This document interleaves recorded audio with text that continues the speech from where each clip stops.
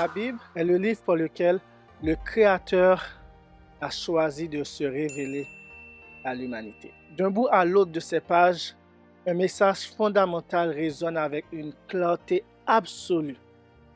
Il n'y a qu'un seul Dieu. À une époque où les idées philosophiques et où la confusion règne sur la nature de la divinité, nous devons revenir à la source même de la vérité, la parole vivante de Dieu. Bienvenue. Aujourd'hui, dans ce premier épisode de notre série, chers amis, nous allons ouvrir les Écritures pour redécouvrir le témoignage unanime des prophètes, des apôtres et de Jésus-Christ lui-même. Je vous invite donc à vous abonner pour ne pas manquer la prochaine vidéo de cette série. Commençons par le texte fondamental donné au peuple d'Israël au désert. En Deutéronome chapitre 6, verset 4, Moïse lui-même proclame, sous l'inspiration du Saint-Esprit, « Écoute Israël, l'Éternel notre Dieu est le seul éternel. » Ce n'était pas une simple formule religieuse à répéter chaque matin, chaque soir.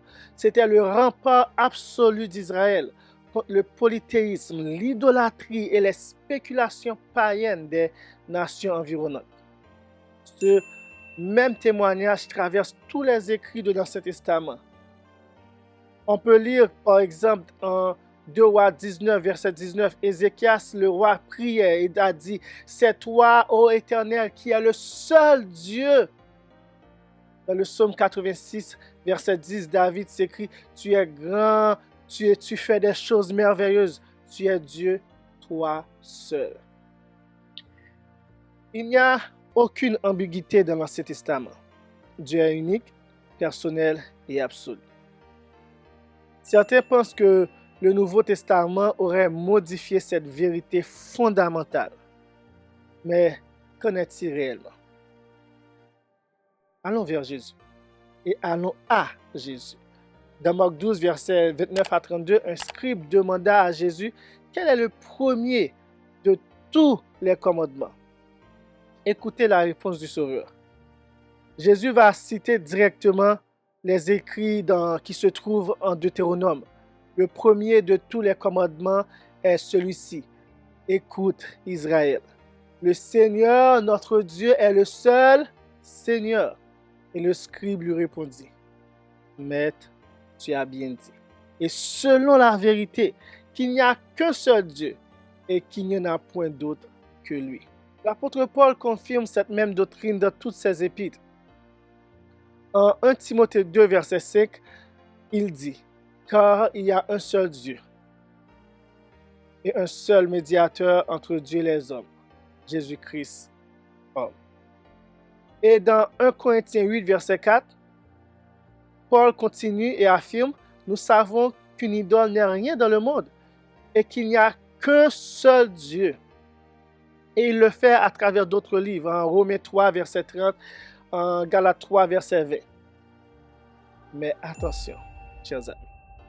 Croire seulement à l'existence d'un seul Dieu ne suffit pas à sauver une âme, car l'apôtre Jacques nous donne cet avertissement saisissant dans Jacques chapitre 2, verset 19. Tu crois qu'il y a un seul Dieu? Tu fais bien. Les démons le croient aussi, et ils en tremblent. Les démons ont l'orthodoxie intellectuelle. Ils savent pertinemment, ils étaient dans le ciel. Ils vivaient dans le ciel. Ils étaient des anges parfaits avant. Ils savent pertinemment qu'il n'y a qu'un seul Dieu, mais ils n'ont pas la communion avec lui aujourd'hui. Ce que la Bible nous demande, frères et sœurs, ce n'est pas seulement d'admettre un fait théorique, mais c'est de connaître personnellement ce seul vrai Dieu. En Jean 17, verset 3, Jésus a déclaré lui-même, « Or, la vie éternelle, celle qui te connaissent, toi, le seul vrai Dieu, et celui que tu as envoyé, Jésus-Christ. » Que se passe-t-il alors lorsque le peuple de Dieu perd cette véritable connaissance? Le prophète Osée nous laisse un avertissement redoutable. En Osée chapitre 4, versets 1er et 6. le Seigneur a un débat avec les habitants du pays. Parce qu'il n'y a ni vérité, ni miséricorde, ni connaissance de Dieu dans le pays. Mon peuple est détruit par manque de connaissance. Et remarquez bien la raison donnée par Dieu pour ce rejet, pour cette destruction. C'est parce que tu as rejeté la connaissance. De même, je te rejetterai. Ce manque tragique de connaissance ne venait pas d'un refus de Dieu d'enseigner son peuple.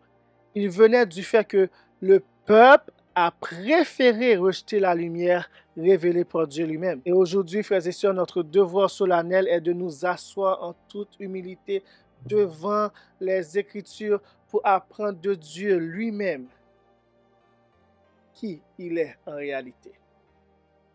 La Bible a posé le fondement. Il y a un seul Dieu. Mais qui est ce seul Dieu? Comment Jésus et les apôtres l'ont-ils identifié précisément?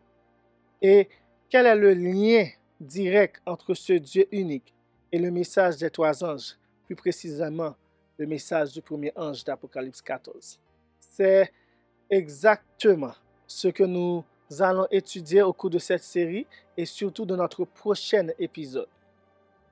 Je vous invite à consulter les textes bibliques cités aujourd'hui. Ils sont listés dans la boîte de description ci-dessous.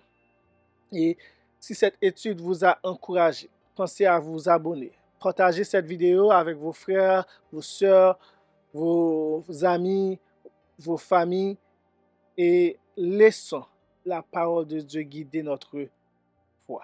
À la prochaine. Que le Seigneur vous bénisse. N'oublie pas, abonne-toi.